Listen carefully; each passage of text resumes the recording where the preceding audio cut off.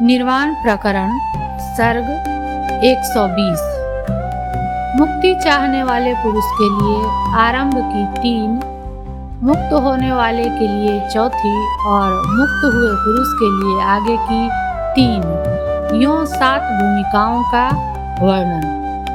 परम समेत्य तानवम। इस पहले सर्ग के श्लोकांश से भूमिका के अभ्यास का जो फल कहा गया है, उस फल की प्राप्ति में कारणभूत जो अलग अलग भूमिकाएं हैं उनका वर्णन करते हैं। मनु महाराज ने कहा, हे राजन, सबसे पहले शास्त्र और सज्जनों की संगति से अपनी बुद्धि बढ़ानी चाहिए। यही योग की या योगी की पहली भूमिका कही गई है। निष्कर्ष यह है कि साधन चातुष्ट की प्राप्ति तथा गुरु एवं सातीर्थ्य सहपाठी आदि की सहायता लेकर किया गया श्रवण ही पहली भूमिका है और यही उत्पत्ति प्रकरण में दर्शाई गई है।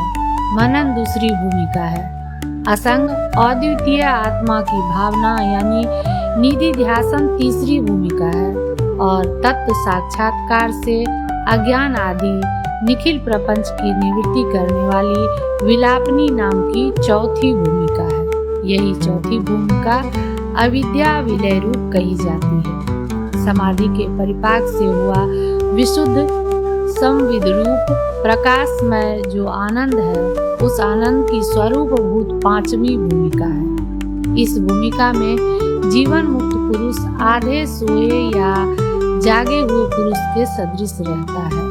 जैसे निद्रा से आधा सोया हुआ पुरुष या आधा जागा हुआ पुरुष बाहर के शब्द आदि को जानते हुए भी भीतर से निद्रा सुख में आसक्त होकर उत्तर प्रत्युत्तर करने की इच्छा नहीं करता, वैसे ही व्यवहार दशा में भी योगी इस भूमिका में आसक्त होकर बाह्य व्यवहारों से उदासीन ही रहता है।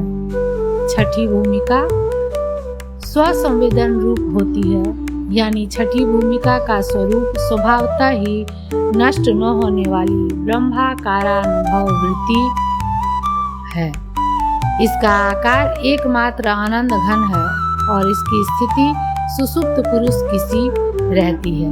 ब्रह्माकारानुभवात्मक वृत्ति रूप तुर्यावस्था छठी भूमिका भी जिसमें विलीन हो जाती है, ऐसी मुक्ति रूप अवस्था ही सप्तम भूमिका है। यही अवस्था समता, स्वच्छता और परिपूर्णता रूप है।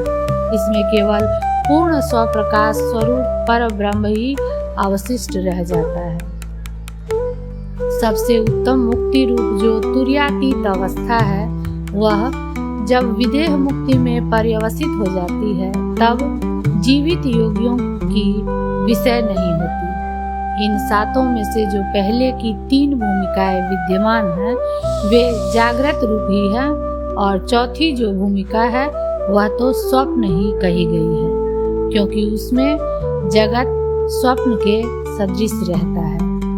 आनंद के साथ एक ही भाव हो जाने से 5वीं अवस्था सुसुप्त रूप है तथा अन्य पदार्थों के ज्ञान से रहित एकमात्र स्वसंवेदन रूप छठी भूमिका तुर्य शब्द से कही जाती है। तुर्यातीत शब्द से कहलाने वाली अवस्था 7वीं भूमिका सबसे अंतिम है। यह अवस्था मन और वाणी से परे है तथा केवल स्वप्रकाश पर ब्रह्म रूप ही है। 7वीं भूमिका में सब दृश्यों का प्रत्यगात्मा में ठीक ठीक विलय हो जाने के कारण आत्यंतिक जीवन मुक्तता है, यह कहते हैं। हे राजन, प्रसिद्ध सप्तम भूमिका के अवलंबन से सब दृश्यों का प्रत्यगात्मा में विलय कर तुमने यदि चैत्य की भावना की तो निश्चय मुक्त ही हो जाओगे। इसमें तनिक भी संदेह नहीं, क्योंकि शरीर रहे चाहे न रहे, इस निश्चय से विषय और विषय संग से जनित सुख दुखों से जिसकी बुद्धि आकृष्ट नहीं होती, वह जीवन मुक्त मति पुरुष है। यह अटल सिद्धांत है। 7वीं भूमिका में जीवन मुक्त को कैसा अनुभव होता है, इसे कहते हैं। मैं न तो मरता हूँ न जीता हूँ, यह मैं न तो सत हूँ या न असत हूँ। ऐसे सुदृढ़ अनुभव से अपने स्वरूप में ही आराम करता हुआ वह पुरुष सप्तम भूमिका में स्थित रहता है। यही उसका मुक्त स्वरूप कहा गया है। व्यवहार करता हो चाहे व्यवहार से निरत हो, गृहस्थ हो चाहे अकेला विचरण करने वाला यति हो, परंतु पुरुष मैं असत दृश्य रूप नहीं हूँ किंतु विशुद्ध चैतन्य रूप हूँ, ऐसा निश्चय करने से सदा शोक से निर्मुक्त ही रहता है। मैं लिप्त नहीं हूँ, अजर हूँ, निरोग हूँ, वासनाओं से शून्य हूँ और निर्मल चैतन्य रूप आकाश हूँ, ऐसा मानकर पुरुष शोक से छूट जाता है। मैं अंत और आदि से रहित हूँ, शुद्ध हूँ, ज्ञानी हूँ, अजर हूँ, अमर हूँ, शांत हूँ, सम विषम सभी पदार्थों में एक रूप से प्रकाशमान हूँ, ऐसा मानकर पुरुष शोक से परे हो जाता है। अत्यंत तुच्छ तृणों के अग्रभाग में, असीम आकाश में, अत्यंत प्रकाशशील सूर्य में, मनुष्यों में, नागों में, देवताओं में जो प्रसिद्ध सन्मात्र स्वरूप है, प्रत्यक्ष चिन्मात्र स्वरूप वही मैं हूँ, यूँ जानकर फिर इस संसार रूप शोक से ग्रस्त नहीं होता। ऊपर नीचे एवं अगल बगल सर्वत्र चिद्रूप मेरी ही महिमा व्यापक रूप से विद्यमान है। इस प्रकार असीम विलासों वाले उस परमात्मा की महिमा जानकर कौन ऐसा पुरुष होगा जो जन्म मरण आदि दुखों से युक्त रहेगा। जो जीवन मुक्त पुरुष है उनका भी जीवन विषयोपभोग के अधीन है, अतः विषय का नाश होने पर जैसे अज्ञानी को दुख प्राप्त होता है वैसे ही ज्ञानी को भी दुख प्राप्त होगा। ऐसी आशंका कर कुछ विशेष कहने के लिए विषय का नाश होने पर ज्ञानी को दुख की उत्पत्ति किस रीति से होती है उसे बतलाते हैं। दृढ़ आसक्ति लेकर अज्ञानी पुरुष जिस अर्थ का सेवन करता है वह उसे आपाततः सुख देता है। जो ऐसा अर्थ आपाततः सुखजनक होता है वह तत्क्षण ही नाश से दुखजनक भी हो जाता है। इस रीति से यह बात सिद्ध हो गई कि सुख और दुख साथ साथ ही चलते हैं। चतुर्थादि भूमिकाओं में स्वल्प वासना से युक्त हो या सप्तम भूमिका में बिल्कुल वासना रहित होकर जो पुरुष जिस अर्थ का सेवन करता है वह अर्थ उस पुरुष के लिए न सुखजनक होता है और न नाश काल में दुखजनक ही होता है। हे अनग, वासना निर्मुक्त बुद्धि से जो कर्म किया जाता है वह कर्म जले हुए बीज के सदृश रहता है, वह फिर अंकुर पैदा नहीं करता। हे प्रिय, देह इंद्रिय आदि भिन्न भिन्न जो कारण हैं उन्हीं के द्वारा कर्म किए जाते हैं। ऐसी स्थिति में एक कर्ता और एक भोक्ता की उत्पत्ति कैसे हो सकती है? यानी जो समुदाय कर्म करता है वह समुदाय ही उस कर्म फल का भोक्ता हो सकता है। असंग अद्वितीय एक आत्मा नहीं। समस्त देह इंद्रिय आदि पदार्थों से अहंताध्यास को भली भांति हटाकर अलग हुआ चंद्र के सदृश शीतल परिपूर्ण ज्ञानी पुरुष दीप्ति से सूर्य के सदृश चमकने लग जाता है। देह रूपी सेमल के वृक्ष से की जा रही है और की गई कर्म रूपी रुई की राशि ज्ञान रूपी वायु से कंपित होकर न जाने उड़कर कहाँ चली जाती है। राजन, जितने अज्ञान के अंश हैं वे सब यदि बार बार उनका परिशीलन न किया जाए तो नष्ट हो जाते हैं, यह प्रसिद्ध है। किंतु यह जो ज्ञान कला है वह यदि भीतर एक बार उत्पन्न हो जाए तो उर्वरा भूमि में बोए गए धान के सदृश बलपूर्वक दिन पर दिन बढ़ती ही जाती है, नष्ट नहीं होती। जैसे सरोवर में या समुद्र में तरंग आदि के रूप में केवल स्वच्छ जल ही जल स्फुरित होता है, वैसे ही समस्त वस्तुओं में विश्व रूप एक आत्मा ही स्फुरित होता है, दूसरा नहीं। अतः हे प्रिय, यह जो सारा संसार संसार है उसे तुम तत्व ज्ञान से अशेष संकल्पों से रहित सत्य रूप अद्वितीय ब्रह्म ही जानो। 120वां सर्ग समाप्त। निर्वाण प्रकरण सर्ग 121।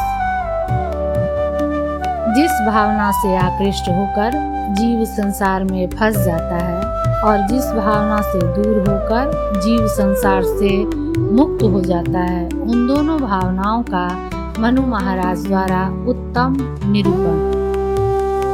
यदि आत्मा निरतिशयानंद रूप ब्रह्म ही है, तब उसका जीव नाम कब तक रहता है? इस प्रश्न पर कहते हैं, मनु महाराज ने कहा, हे राजन, पुरुष को जब तक विषय भोग की अभिलाषा बनी रहती है, तभी तक उसका जीव नाम रहता है। यह अभिलाषा भी अविवेक के कारण ही उसे होती है, वास्तव में नहीं। जब विवेक से विषय भोग की अभिलाषा नष्ट हो जाती है, तब आत्मा अपना जीव रूप छोड़कर निर्विकार होकर ब्रह्म स्वरूप हो जाता है।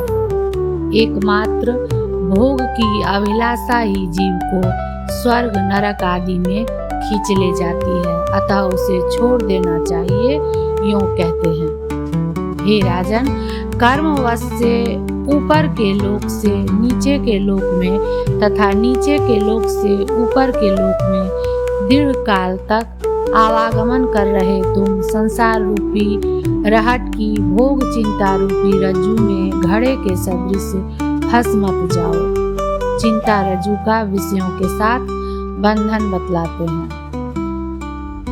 ये पुत्र कलत्र आदि मेरे हैं और मैं इन पुत्र कलत्र आदि का हूँ। इस तरह के मोह से व्यवहार रूपी दृढ़ भ्रम का जो मूर्ख सेवन करते हैं, वे नीचे से भी नीचे की ओर जाते हैं। बंधन का अनुवाद कर उसके मूल कारण तादात्म्य अध्यास को भी छुड़ा रहे मनु महाराज अध्यास त्याग का फल सर्वोत्कर्ष बतलाते हैं। पुत्र कलत्र आदि का मैं संबंधी हूँ और पुत्र कलत्र आदि परिवार मेरा संबंधी है। मैं ऐसा हूँ।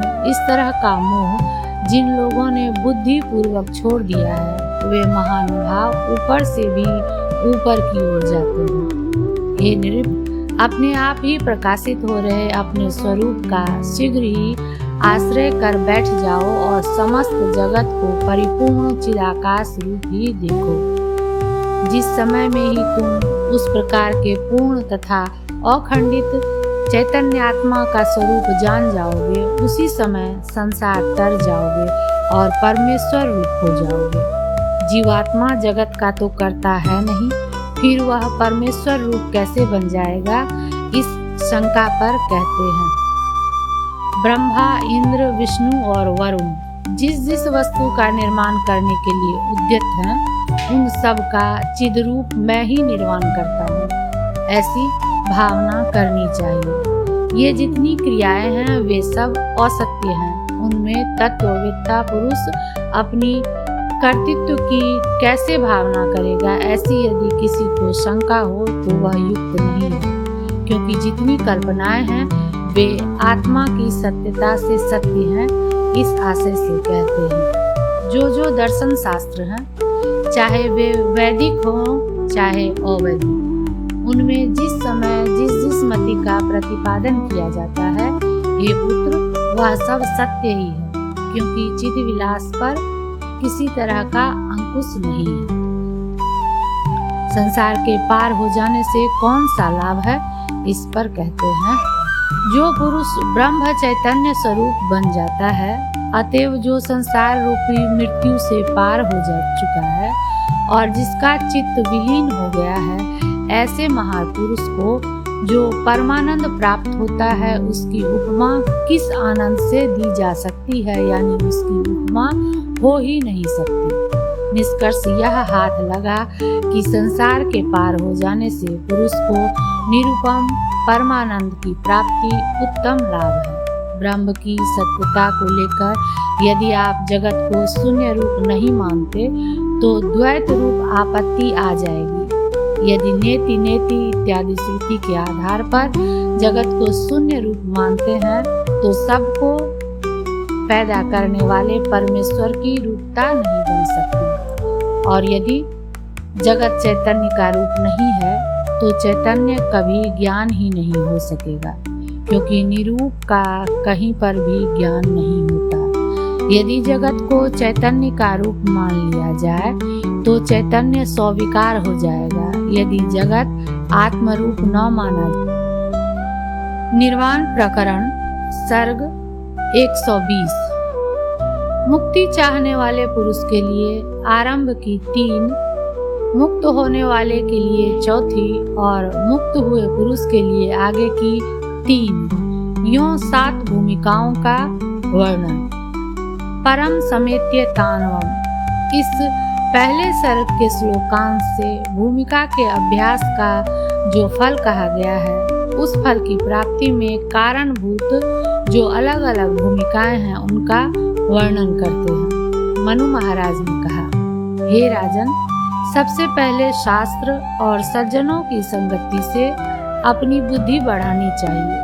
यही योग की या योगी की पहली भूमिका कही गई है। निष्कर्ष यह है कि साधन चातुष्ट की प्राप्ति तथा गुरु एवं सातीर्थ्य सहपाठी आदि की सहायता लेकर किया गया श्रवण ही पहली भूमिका है और यही उत्पत्ति प्रकरण में दर्शाई गई है। मनन दूसरी भूमिका है। असंग अद्वितीय आत्मा की भावना यानी निधि ध्यासन तीसरी भूमिका है और तत्व साक्षात्कार से अज्ञान आदि निखिल प्रपंच की निवृत्ति करने वाली विलापनी नाम की 4थी भूमिका है। यही 4थी भूमिका अविद्या विलय रूप कही जाती है। समाधि के परिपाक से हुआ विशुद्ध संविद रूप प्रकाशमय जो आनंद है, उस आनंद की स्वरूप भूत 5वीं भूमिका है। इस भूमिका में जीवन मुक्त पुरुष आधे सोए या जागे हुए पुरुष के सदृश रहता है।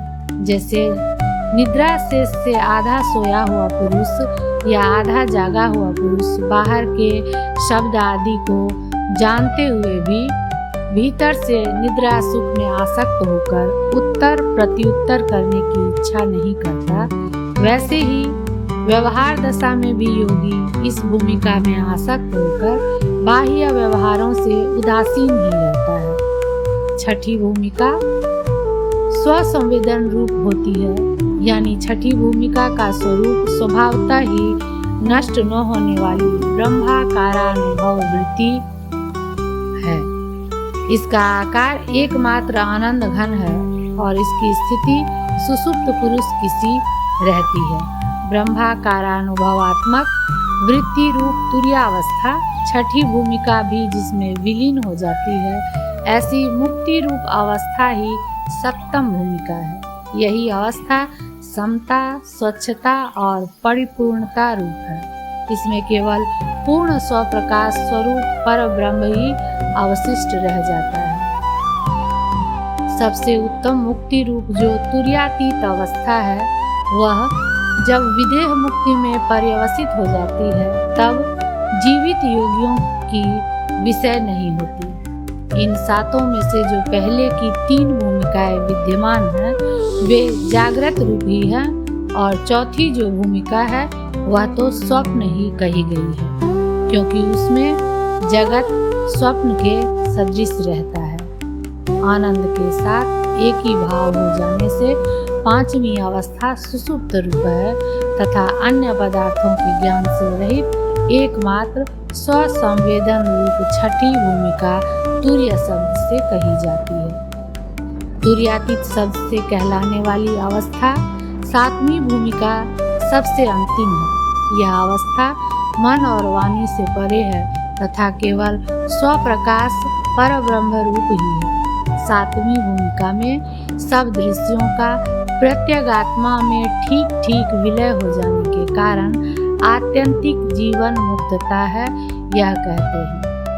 हे राजन, प्रसिद्ध 7म भूमिका के अवलंबन से सब दृश्यों का प्रत्यगात्मा में विलय कर तुमने यदि चैत्य की भावना की तो निश्चय मुक्त ही हो जाओगे, इसमें तनिक भी संदेह नहीं।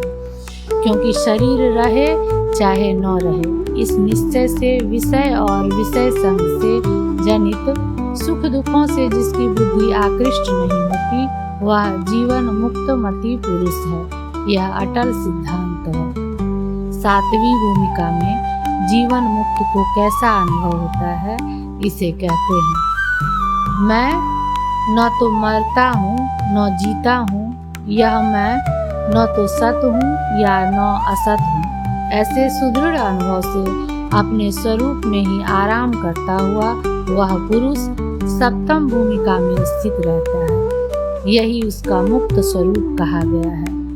व्यवहार करता हो चाहे व्यवहार से निरत हो, गृहस्थ हो चाहे अकेला विचरण करने वाला यति हो, परंतु पुरुष मैं असत दृश्य रूप नहीं हूँ किंतु विशुद्ध चैतन्य रूप हूँ, ऐसा निश्चय करने से सदा शोक से निर्मुक्त ही रहता है। मैं लिप्त नहीं हूँ, अजर हूँ, निरोग हूँ, वासनाओं से शून्य हूँ और निर्मल चैतन्य रूप आकाश हूँ, ऐसा मानकर पुरुष शोक से छूट जाता है। मैं अंत और आदि से रहित हूँ, शुद्ध हूँ, ज्ञानी हूँ, अजर हूँ, अमर हूँ, शांत हूँ, सम विषम सभी पदार्थों में एक रूप से प्रकाशमान हूँ, ऐसा मानकर पुरुष शोक से परे हो जाता है।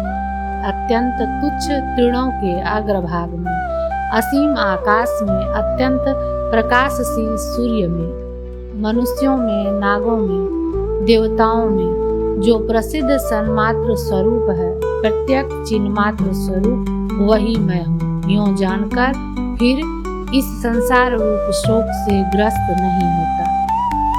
ऊपर नीचे एवं अगल बगल सर्वत्र चिद्रूप मेरी ही महिमा व्यापक रूप से विद्यमान है। इस प्रकार असीम विलासों वाले उस परमात्मा की महिमा जानकर कौन ऐसा पुरुष होगा जो जन्म मरण आदि दुखों से युक्त रहेगा। जो जीवन मुक्त पुरुष है उनका भी जीवन विषयोपभोग के अधीन है, अतः विषय का नाश होने पर जैसे अज्ञानी को दुख प्राप्त होता है, वैसे ही ज्ञानी को भी दुख प्राप्त होगा। ऐसी आशंका कर कुछ विशेष कहने के लिए विषय का नाश होने पर ज्ञानी को दुख की उत्पत्ति किस रीति से होती है उसे बतलाते हैं। दृढ़ आसक्ति लेकर अज्ञानी पुरुष जिस अर्थ का सेवन करता है वह उसे आपाततः सुख देता है। जो ऐसा अर्थ आपाततः सुखजनक होता है वह तत्क्षण ही नाश से दुखजनक भी हो जाता है। इस रीति से यह बात सिद्ध हो गई कि सुख और दुख साथ साथ ही चलते हैं। चतुर्थादि भूमिकाओं में स्वल्प वासना से युक्त हो या सप्तम भूमिका में बिल्कुल वासना रहित होकर जो पुरुष जिस अर्थ का सेवन करता है वह अर्थ उस पुरुष के लिए न सुखजनक होता है और न नाश काल में दुखजनक ही होता है। हे अनग, वासना निर्मुक्त बुद्धि से जो कर्म किया जाता है वह कर्म जले हुए बीज के सदृश रहता है, वह फिर अंकुर पैदा नहीं करता। हे प्रिय, देह इंद्रिय आदि भिन्न भिन्न जो कारण हैं उन्हीं के द्वारा कर्म किए जाते हैं। ऐसी स्थिति में एक कर्ता और एक भोक्ता की उत्पत्ति कैसे हो सकती है? यानी जो समुदाय कर्म करता है वह समुदाय ही उस कर्म फल का भोक्ता हो सकता है। असंग अद्वितीय एक आत्मा नहीं। समस्त देह इंद्रिय आदि पदार्थों से अहंता ध्यास को भली भांति हटाकर अलग हुआ चंद्र के सदृश शीतल परिपूर्ण ज्ञानी पुरुष दीप्ति से सूर्य के सदृश चमकने लग जाता है। देह रूपी सेमल के वृक्ष से की जा रही है और की गई कर्म रूपी रुई की राशि ज्ञान रूपी वायु से कंपित होकर न जाने उड़कर कहाँ चली जाती है। राजन, जितने अज्ञान के अंश हैं वे सब यदि बार बार उनका परिशीलन न किया जाए तो नष्ट हो जाते हैं, यह प्रसिद्ध है। किंतु यह जो ज्ञान कला है वह यदि भीतर एक बार उत्पन्न हो जाए तो उर्वरा भूमि में बोए गए धान के सदृश बलपूर्वक दिन पर दिन बढ़ती ही जाती है, नष्ट नहीं होती। जैसे सरोवर में या समुद्र में तरंग आदि के रूप में केवल स्वच्छ जल ही जल स्फुरित होता है, वैसे ही समस्त वस्तुओं में विश्व रूप एक आत्मा ही स्फुरित होता है, दूसरा नहीं। अतः हे प्रिय, यह जो सारा संसार है उसे तुम तत्व ज्ञान से अशेष संकल्पों से रहित सत्य रूप अद्वितीय ब्रह्म ही जानो। 120वां सर्ग समाप्त। निर्वाण प्रकरण सर्ग 121।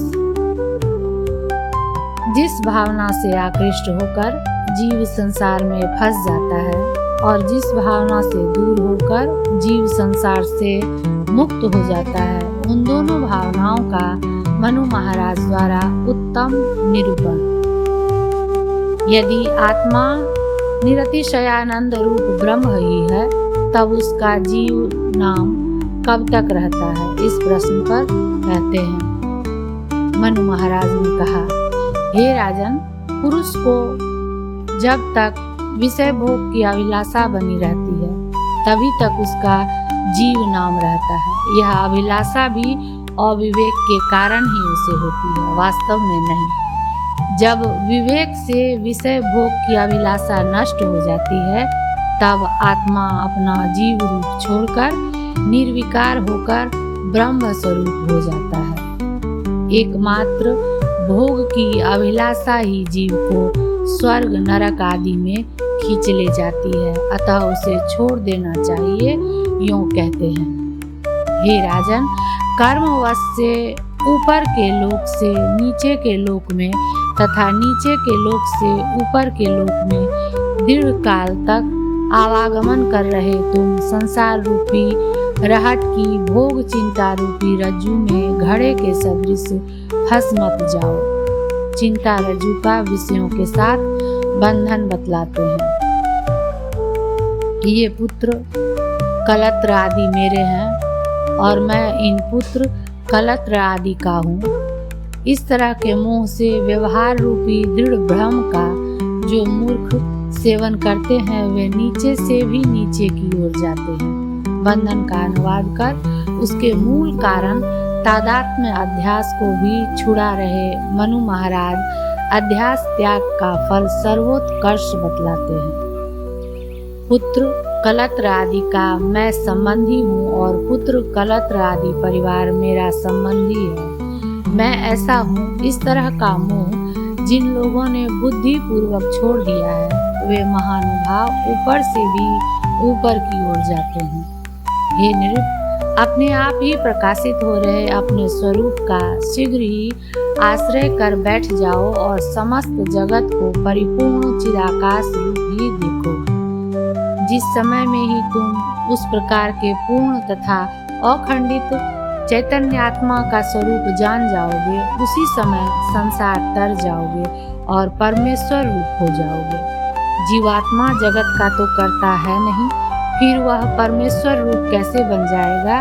इस शंका पर कहते हैं, ब्रह्मा, इंद्र, विष्णु और वरुण जिस जिस वस्तु का निर्माण करने के लिए उद्यत हैं, उन सब का चिद्रूप मैं ही निर्माण करता हूँ। ऐसी भावना करनी चाहिए। ये जितनी क्रियाएं हैं वे सब असत्य हैं। उनमें तत्ववेत्ता पुरुष अपनी कर्तृत्व की कैसे भावना करेगा? ऐसी यदि किसी को शंका हो तो वह युक्त नहीं है, क्योंकि जितनी कल्पनाएं हैं वे आत्मा की सत्यता से सत्य हैं।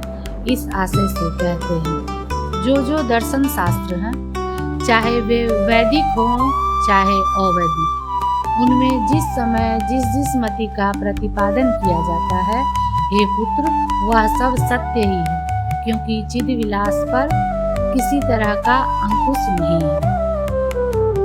संसार के पार हो जाने से कौन सा लाभ है? इस पर कहते हैं, जो पुरुष ब्रह्म चैतन्य स्वरूप बन जाता है, अतएव जो संसार रूपी मृत्यु से पार हो जा चुका है और जिसका चित्त विलीन हो गया है, ऐसे महापुरुष को जो परमानंद प्राप्त होता है उसकी उपमा किस आनंद से दी जा सकती है, यानी उसकी उपमा हो ही नहीं सकती। निष्कर्ष यह हाथ लगा कि संसार के पार हो जाने से पुरुष को निरुपम परमानंद की प्राप्ति उत्तम लाभ है। ब्रह्म की सत्यता को लेकर यदि आप जगत को शून्य रूप नहीं मानते तो द्वैत रूप आपत्ति आ जाएगी। यदि नेति नेति इत्यादि श्रुति के आधार पर जगत को शून्य रूप मानते हैं तो सबको पैदा करने वाले परमेश्वर की रूपता नहीं बन सकती। और यदि जगत चैतन्य का रूप नहीं है तो चैतन्य कभी ज्ञान ही नहीं हो सकेगा, क्योंकि निरूप का कहीं पर भी ज्ञान नहीं होता। यदि जगत को चैतन्य का रूप मान लिया जाए तो चैतन्य स्वीकार हो जाएगा। यदि जगत आत्मरूप न माना